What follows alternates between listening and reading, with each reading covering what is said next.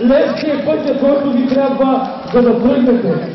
Левски е името, пред което, ако няма какво да кажете, по-добре да проявите и да помълчим. На колене всички.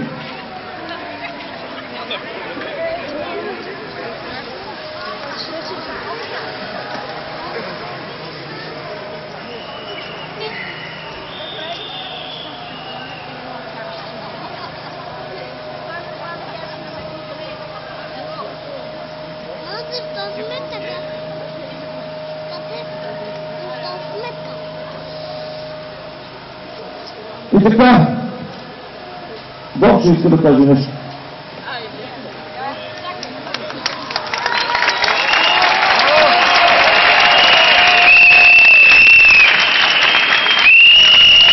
Днеска беше поредният дълъг ден, който излезнахме достойно да защитим правата си и да извикаме със всичка сила за по-добър живот.